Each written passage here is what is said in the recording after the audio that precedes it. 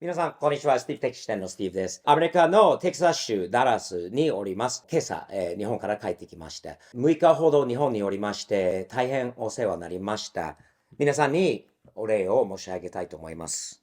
日米的に今回の旅を見ると、比較的に見ると、別に批判じゃないんですよ。そういうふうに批判としては聞こえるところもこれからあるかもしれないんだけど、そういうことじゃないです。アメリカ人としての日本の見方と、もっとお互いの国がこれから良くするためのこともの話になるかもしれないんだけど、批判ではないことをご了承ください。まず、今回日本に行って最初に気づいたことは、ホテルの良さですよね。安い料金。一応、あくまでもこれはアメリカ人としてを見て、安いなと思って。特に日本ってチップもいりません。もう大浴場みたいなのはある。それでも1万円前後で泊まれるホテルはまずアメリカにはもうありません。ないです。モテルでもそんなに安く泊まれないところと比べると、日本はすんごくもういいところがある。泊まりやすいところがあります。大浴場も大好きです。アメリカにはもちろんそれはあんまりないことなので、すごくいいです。ホテルのスタッフの丁寧さと、その中で働いている人たち、メイドさんも含めて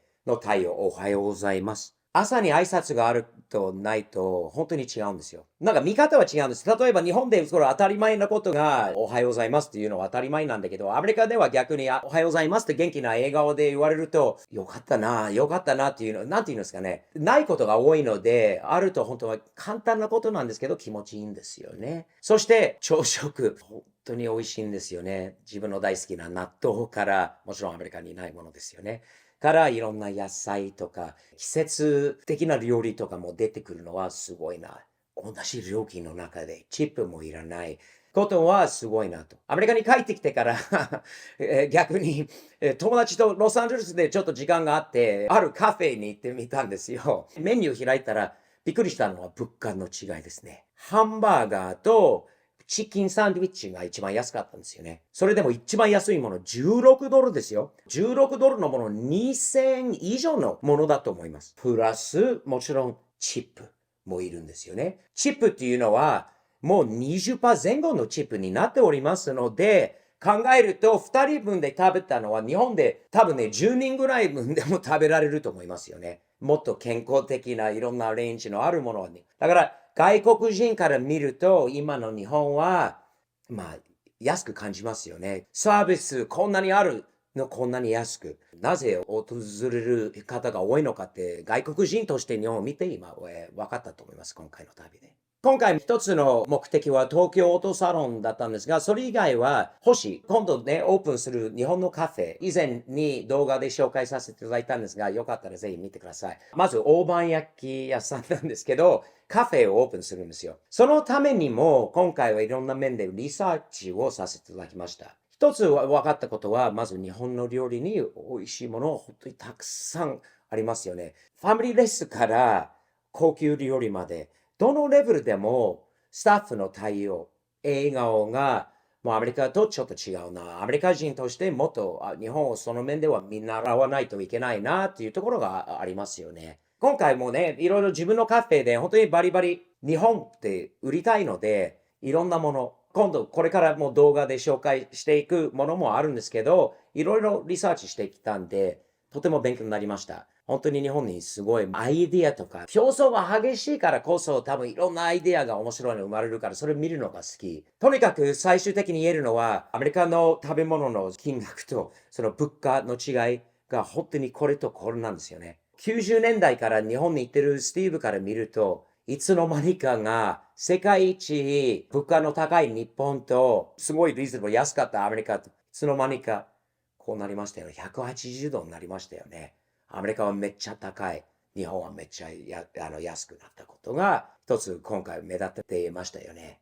今回も気づいたことは日本人のマナーが素晴らしいですね。東京オートサロンの時もそうなんですが、街でいろんな方に声かけられて、礼儀が正しい方が多いですよ。言葉きれいで。若い人も本当にね、教育が、多分これはね、学校よりも親の教育がすごいな。今回親子で会いに来てくれた人たちもちっちゃい子供までちゃんと挨拶もすること。アメリカ人ももちろんできる子が多いんですけど、なんて言うんですかね。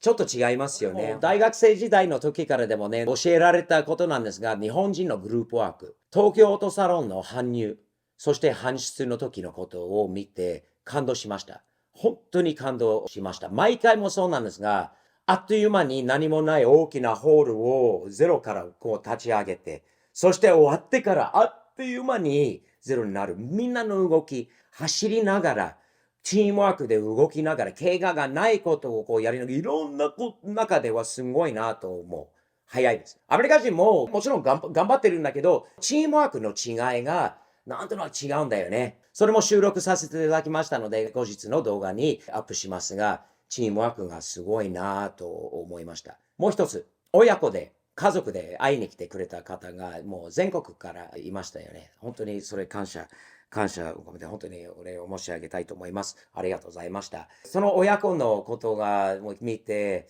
いいなと思ったんだよね。もうスティーブ的視点でもう見て、スティーブとあっちゃんの親子関係を見て自分たちもそうなりたいっていうもう言葉もあったんですけど、そういう言葉がなくても見て親子でね、なんかいいんだよね。本当に。ね、お父さんと息子二人で来られた方もいっぱいいたし、ママも含めて、ママはそんなに車に興味がなくても、なんか家族で一つがなんか一緒にできることがあって、みんな笑顔で、本当にもう自分もお父さんとして本当に気持ちいいことでしたよね。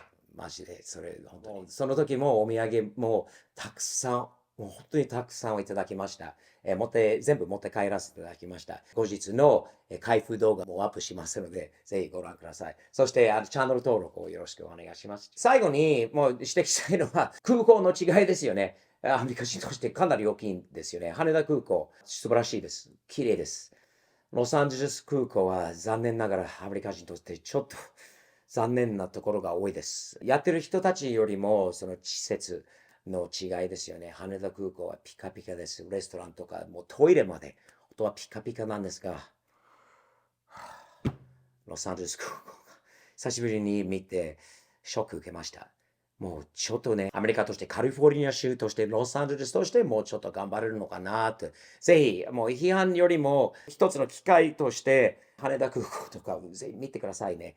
どんだけの違いがあるのか、もういろんな面ではすごい勉強になることだと思います。羽田空港の皆さんもスタッフともう動いてるもう人たちに本当にもう感動ですよね。すごいと思います。まあ、今回の旅はあとは本当わずかの時間だったんですけど、2月の頭に大阪オートメッセにも行かせていただきます。単独でスティーブ的店のブースもありますので、そこでスティーブ的店の先行販売のグッズ、今もウェブにいてももうないものをいくつか持ってきますので、そしてその場でサインとツーショットを一緒にできますから、お待ちしております。そして、友達のキムさん。黄色いビートノリのキムさんの初来日になるので、キムさんも連れてきます。キムファンも多いみたいので、今回もキムさんはっていうの、もういっぱい話があったから、キムさんももう生で会えるので、大阪オートメッセのブースの方でお待ちしております。